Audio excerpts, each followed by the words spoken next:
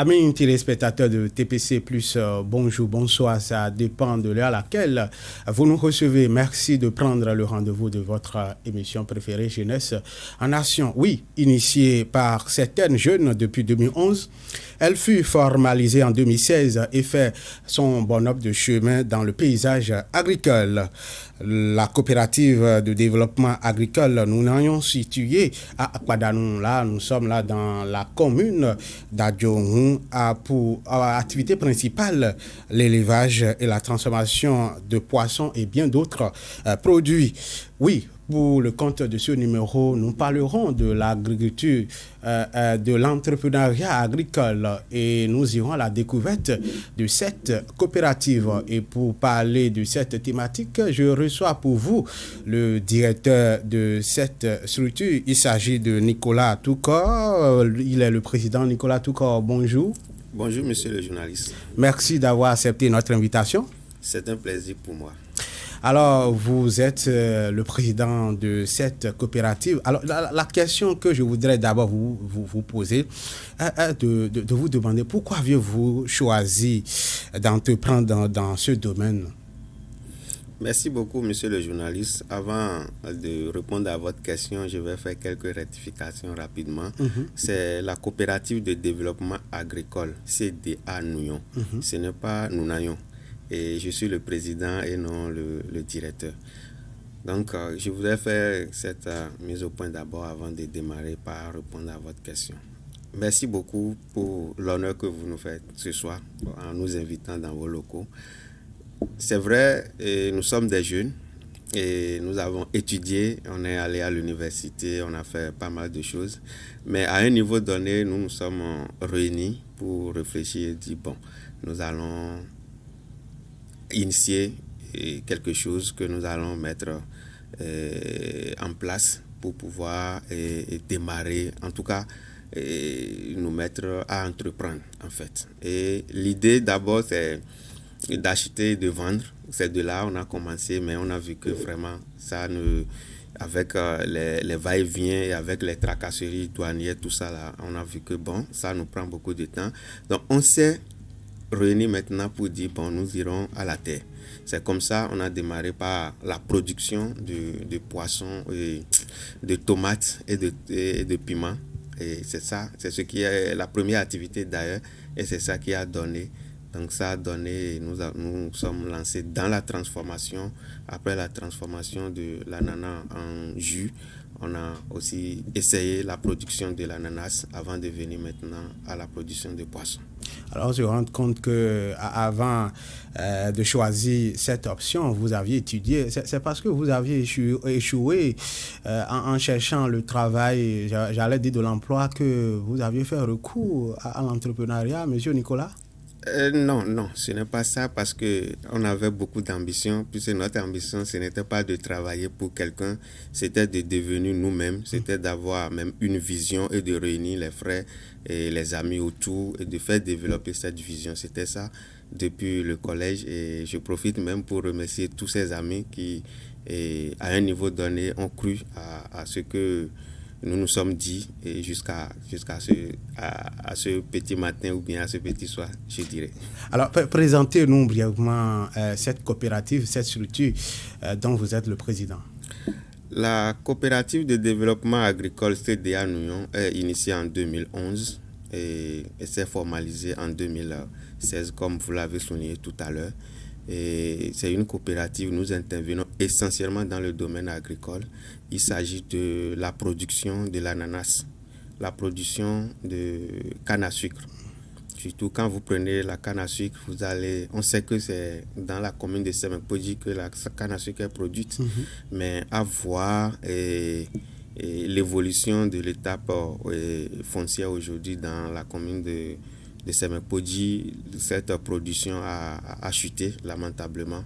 Donc, nous avons des terres propices pour la production de la canne à sucre dans la vallée de Lemé que nous n'exploitons pas depuis des années. Donc, nous sommes lancés dedans et nous avons embravé pas mal de superficie dans la production de canne à sucre.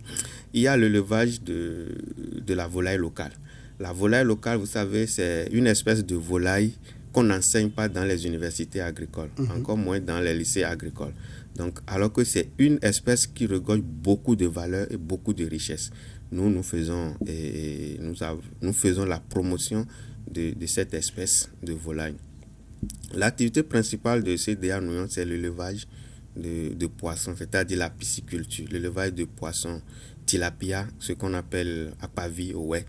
C'est cette espèce que nous élevons à grande échelle et que nous transformons et nous mettons en carton pour la vente, pour la commercialisation. Il y a l'étape de la formation aussi. Nous faisons des formations thématiques et des formations continues sur longue durée. Et à part ça, nous avons aussi, nous intervenons dans plusieurs communes. La CDA nous intervient dans plusieurs communes, au total 24 communes au Bénin actuellement, où dans chaque commune, nous intervenons par rapport au pôle de développement agricole, c'est-à-dire ce que le ministère même a reconnu, la culture qui est reconnue par le ministère. C'est ce que nous faisons.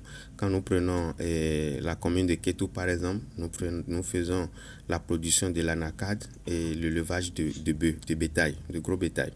Quand nous prenons la commune de Wenki, c'est la même chose. Quand vous allez dans Plahoué, nous avons un centre de formation en agrobusiness dans la commune d'Aplahoué, c'est dans le Koufo.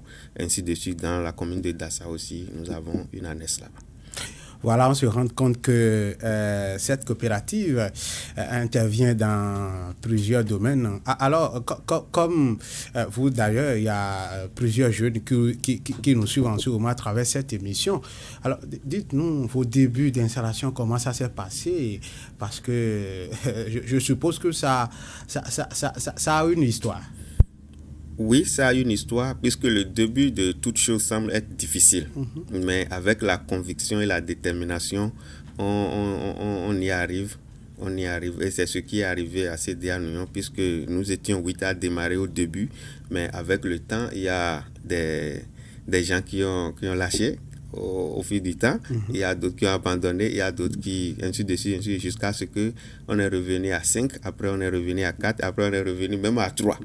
Et c'est à 3 que nous avons pu bâtir tout ce que vous voyez aujourd'hui, de 2015 à ce jour. Tout à l'heure, en faisant l'état des lieux de ce que vous aviez eu à faire depuis 2015, vous parliez du choix d'un poisson tilapia que vous produisez. Dites-nous, pourquoi ce choix spécifique de produire les poissons rien que les tilapias? Oui, merci beaucoup, monsieur le journaliste. J'ai parlé de ce poisson. Nous avons choisi en fait le poisson tilapia parce que pour plusieurs raisons. Et quand vous voyez dans notre vallée de l'Ouémé, l'espèce qui est plus demandée, plus consommée dans notre vallée, c'est le poisson tilapia. L'autre espèce qui est élevable, qu'on peut élever, c'est le clarias. Le clarias n'est pas tellement demandé dans notre zone. De deux, le clarias, sa conservation est tellement difficile. Et quand vous voyez les poissons qui sont importés au Bénin, vous n'allez pas voir le clarias dans l'importation. Donc, ça voudrait dire quoi? Ça voudrait dire que si nous allons développer l'élevage de poissons clarias, on aura des problèmes de marché, problèmes de consommation à la fin. C'est pourquoi nous sommes réunis et nous avons choisi le poisson que les autres aussi élèvent et ils essaient de nous envoyer en importation. Donc nous-mêmes, nous pouvons élever à grande échelle et mettre dans les mêmes conditions que les autres et commercialiser. Et quand vous voyez, il y a plusieurs espèces. Il y a 2 espèces. Il y a une espèce sur laquelle vous travaillez et qui devient monocèse, c'est-à-dire quoi, qui ne peut pas se multiplier. Cette espèce, bon, nous n'allons pas parler trop de cette espèce, mais nous allons parler de l'espèce Miss, c'est-à-dire l'espèce qui se multiplie d'elle-même. Au fait, quand nous prenons l'Afrique en général, l'Afrique ne peut pas faire une production et monogémination. Non, nous devons faire une production à multiples géminations, c'est-à-dire quoi? Si nous prenons cette espèce, nous mettons l'espèce de poisson et tilapia que nous faisons dans l'eau, c'est le jour où vous n'avez plus de l'eau dans cet étang que vous n'avez plus de poisson. C'est-à-dire c'est un poisson plutôt qui se multiplie de lui-même. C'est une espèce qui se multiplie d'elle-même confortablement et qui, avec des apports, puisque c'est des espèces qui consomment de la biomasse, c'est-à-dire la décomposition des plantes dans l'eau. Et avec cette espèce, vous n'avez pas un grand apport d'aliments et d'aliments importés ou tout le reste d'ailleurs. Donc, ça ne consomme pas en production en réalité. Et ça permet à l'entrepreneur de rentabiliser son investissement. En fait. Donc, alors que l'autre, c'est ce que tu l'apportes qu'il mange. Si tu ne donnes pas à manger 2 fois sur une semaine déjà, c'est-à-dire tu roules déjà à perte et tu ne peux plus avoir le poids convenable à la vente. Donc, c'est pourquoi nous avons choisi cette espèce et nous en parlons partout. Nous passons aux jeunes qui veulent intervenir dans ce domaine, de ne pas seulement se concentrer sur les documents de 1900, d'aller sur le terrain, de faire des recherches et de vivre les réalités du terrain avant de se lancer dans la pisciculture. Alors, on se rend compte qu'avant, selon vos explications, une étude en bonne et due forme a été faite pour choisir, avant de choisir intervenir dans ce domaine, contrairement à ce que nous voyons chez les jeunes qui ont envie d'entreprendre, mais échouent sur ce côté-là. Est-ce que ces jeunes qui nous suivent en ce moment peuvent tirer de vos expériences pour mieux réussir dans le domaine de l'entrepreneuriat agricole? Je crois que oui, ils peuvent vraiment tirer beaucoup de choses dedans et nous sommes ouverts même. Ils peuvent passer même pour voir des expériences. Sans l'étude du terrain, nous ne pouvons pas nous engager dans une production. Parce que si vous voulez faire une production pour produire, ça c'est autre chose.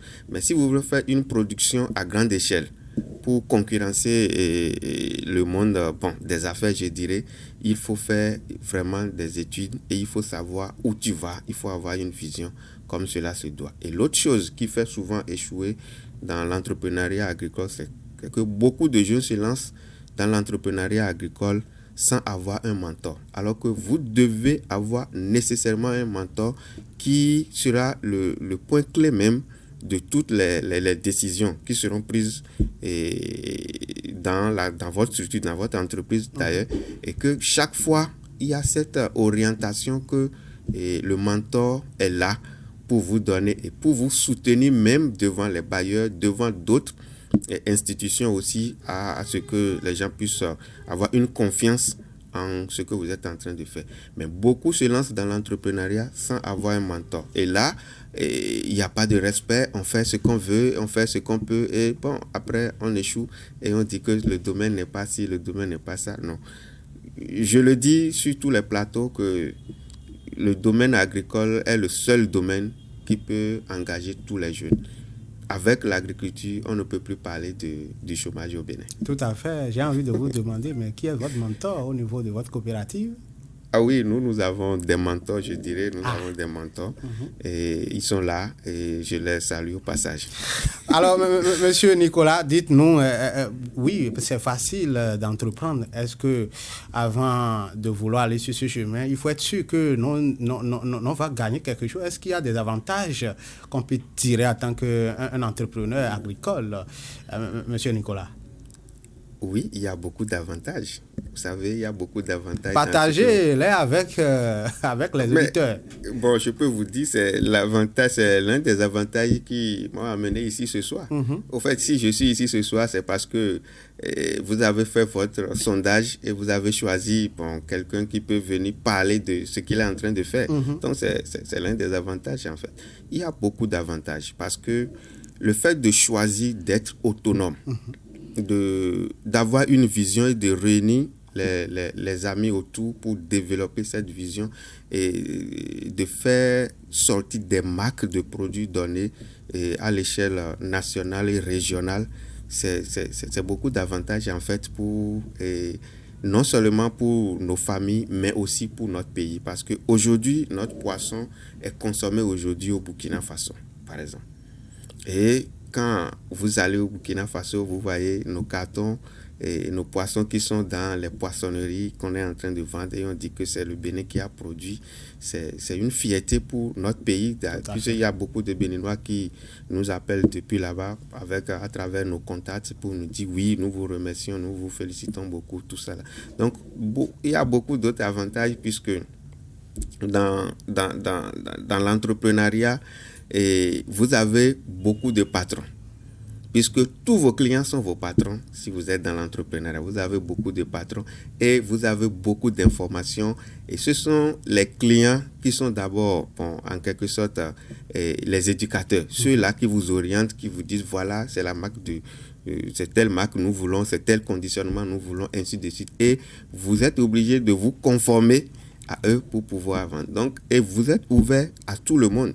Puisque des partenariats que nous signons aujourd'hui, ce n'est pas seulement au niveau national et au niveau régional, c'est au niveau international. Donc, il y a plusieurs avantages. Mais l'essentiel, c'est d'être déterminant, de rester déterminant, persévérant dans ce que nous sommes en train de faire. Voilà, M. Nicolas, au-delà de ces avantages que vous évoquiez tantôt, la vie d'un entrepreneur, c'est également des difficultés, mais il y a également des jeunes qui ont envie d'entreprendre et qui sont, une fois dans l'action, rencontrent des difficultés, ils abandonnent. Je suppose que vous-même, vous aviez eu à rencontrer certainement des difficultés, n'est-ce pas, M. Nicolas?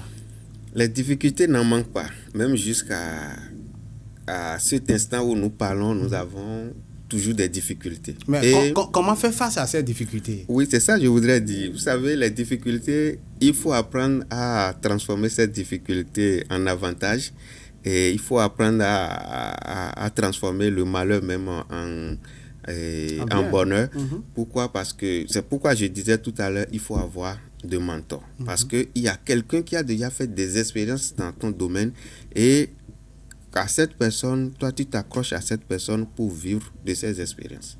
Et les difficultés que nous avons au niveau que ce soit au niveau de la production, en tout cas au niveau de commercialisation, tout ça, nous essayons de trouver des solutions, pas des solutions définitives, des solutions à ça. Et la plus grande difficulté dans l'entrepreneuriat agricole au Bénin, c'est le foncier.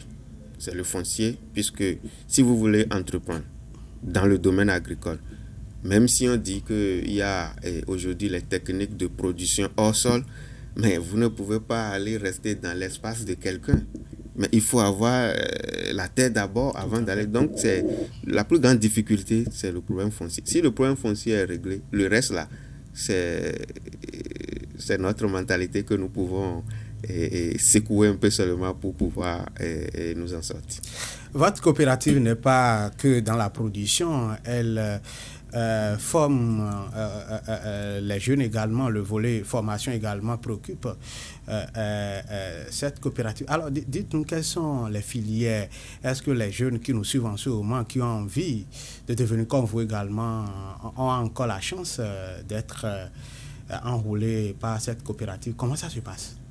Oui, la coopérative est ouverte à tous les jeunes, surtout pour la formation. Aujourd'hui, nous avons arrêté la formation à un niveau donné pour se concentrer sur nous-mêmes et faire sortir des produits d'abord avant de revenir à la formation. Pourquoi? Parce que à un niveau donné, avec les formations, il y a trop de distractions.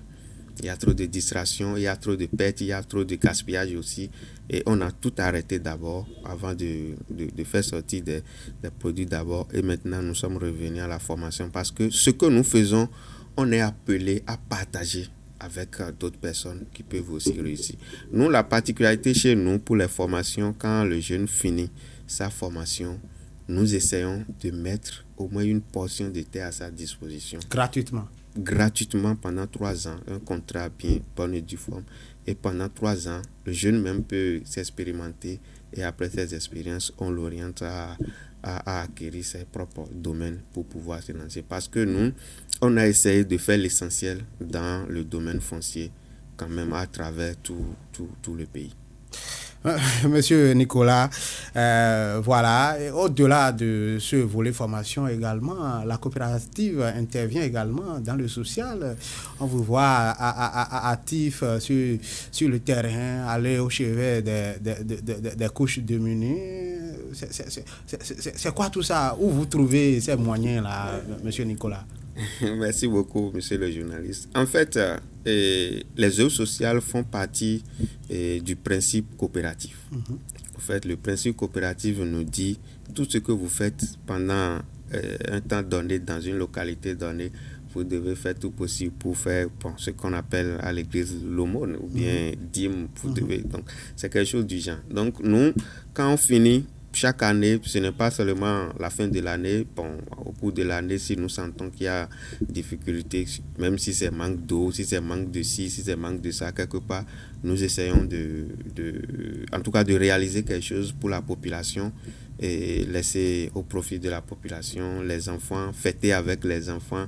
C'est une joie pour nous-mêmes de rester ensemble avec les enfants, fêter avec eux, pour les fêtes de Noël ou bien les fêtes de janvier, ou assister à certains orphelins, certains enfants démunis pour des formations thématiques données. Avant, on était dans l'appui pour la scolarisation, mais à un niveau donné, on a dit non, il faut arrêter ce désordre parce que nous-mêmes, on a été à l'école, on a eu des diplômes et aujourd'hui, dans chaque famille, vous avez plus de 10 diplômés. Et quand vous prenez un diplômé, c'est quelqu'un qui vit dans peut-être 10 associations. Il a une église, une religion, tout ça là. Mais au finish, il n'a rien. Donc, comment continuer toujours à encourager, entre guillemets, ces désordres dont nous, on a dit non. Si le jeune veut aller vers une formation pratique, peu importe, ça peut ne pas être dans le domaine agricole, ça peut être la maçonnerie, ça peut être... En tout cas, peu importe le domaine, nous essayons de récupérer le jeune et nous l'assistons à notre manière jusqu'à la fin de sa formation. Puisque en le faisant, nous croyons qu'on est en train de contribuer à quelque chose au lieu de mettre tout le monde à l'école sans savoir ce que les gens vont devenir après l'école. Voilà, je me permets de revenir une fois encore sur les difficultés que certains entrepreneurs rencontrent. La plupart s'installent et c'est le marché, comment écouler les produits qui devient une préoccupation majeure pour eux. Mais telle n'est pas votre situation. Vous semblez être à l'aise. C'est parce que vous aviez fait une étude approfondie. Le marché a été bien étudié. C'est pourquoi vos produits sont commercialisés un peu partout sur le continent africain, monsieur Nicolas. Bon, il y a l'étude, en fait, monsieur le journaliste, il y a l'étude que nous avons fait d'abord avant de démarrer. Mais je peux vous dire qu'aujourd'hui, le monde même là, c'est un réseau. Et si vous n'êtes pas dans ce réseau, peu importe la qualité de vos produits que vous mettez sur le terrain, je vous assure, quand les gens nous disent il faut faire l'étude de terrain d'abord avant de faire sortir le produit, tout ça là, vous savez, nous, vous pouvez prendre, en Afrique, on peut prendre 10 ans à faire l'étude de terrain. Et quand tu fais l'étude de terrain, tu n'as pas le produit encore. Et quand tu vas vers un partenaire qui te dit oui, moi je suis prêt à acheter ton produit, amène-moi telle quantité, tu dis bon, c'est maintenant tiré produit.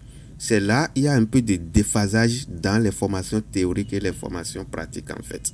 Donc, si le produit n'est pas disponible et le produit n'est pas de qualité, le produit n'est pas reconnu, n'est pas analysé comme cela se doit, je vous assure que c'est une grande difficulté pour la commercialisation.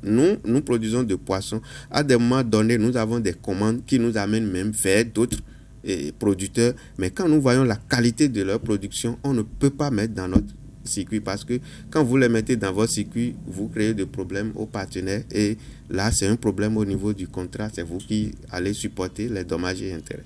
Voilà, vous n'êtes pas à l'État, mais voilà tout ce que vous faites dans ce domaine-là. Qu'est-ce que vous attendez de l'État pour mieux faire, pour aller au-delà de ce que vous faites actuellement, monsieur Nicolas? La seule chose que moi j'attends de l'État aujourd'hui, c'est de nous ouvrir le circuit commercial. C'est tout. Vous avez l'impression que c'est fermé? Non, le circuit commercial, je peux vous dire jusqu'à l'instant où je vous parle que le circuit commercial n'est pas encore ouvert comme cela se doit. Puisque si le circuit commercial est ouvert, je vous assure, si nous avons des échanges, vous savez, il y a quelque temps, il y avait une décision qui interdisait un peu, qui recadrait un peu l'exportation des vivriers. Tout à fait. Quand nous sommes en train de recadrer l'exportation de nos vivriers, mais les autres amenaient les leurs. Est-ce que vous voyez? Donc, si nous... C'est plus en vigueur maintenant, c'est sauté déjà. C'est sauté, mais en ce temps, si vous avez des vivriers, peut-être ce sont ceux qui vivent de cette activité, mais ils ont des problèmes en ce temps, puisque une décision en 24 heures, mais ça peut vous faire perdre des milliards, des millions. Est-ce que vous voyez? Donc, il faut que le circuit commercial là soit ouvert. Si c'est ouvert, c'est fini. Les tasses, nous allons les payer. Tout le reste, nous allons les payer à l'État, mais que le circuit soit ouvert, que nous ne soyons pas, en tout cas, on cogne un peu partout là pour le transport de nos marchandises. Monsieur Nicolas Touko, nous sommes pratiquement au terme de notre émission. Vous allez regarder tout droit dans votre caméra et vous adresser à cette jeunesse béninoise, africaine, que dis-je, mondiale, qui nous suit en ce moment, qui pense qu'elle a tout perdu. Est-ce que il faut les rassurer? Est-ce que l'entrepreneuriat promet? Merci beaucoup. Je crois que avant de finir, je remercie la chaîne TPC Bénin qui m'a donné cette occasion de parler à la jeunesse, en fait.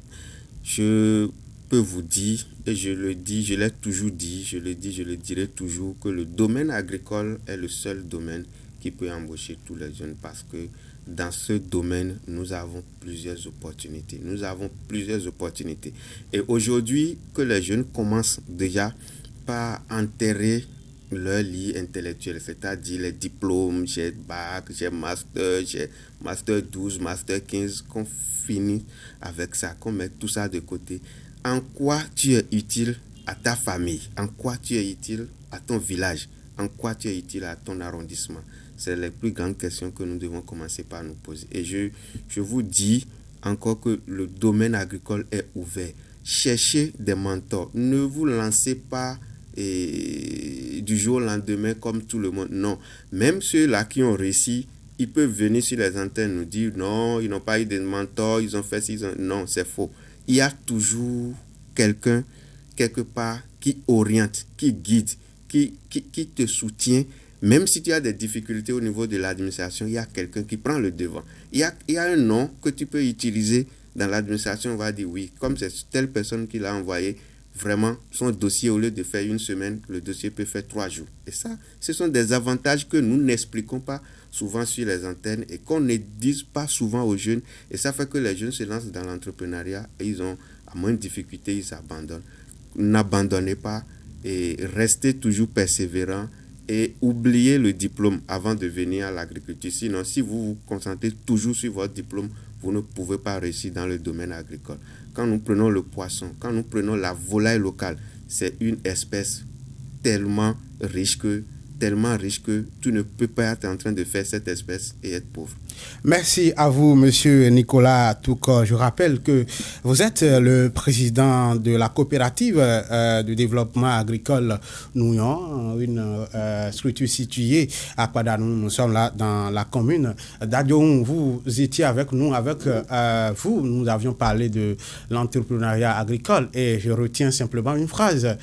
Il vaut mieux que nous, jeunes, on abandonne nos diplômes et qu'on fonctionne avec la tête. Ce sera tout pour ce numéro à la réalisation. Ils sont deux, les métronomes de la saison, Félicien Bonou, Roland Bognaro. Merci de nous avoir suivis. À la prochaine.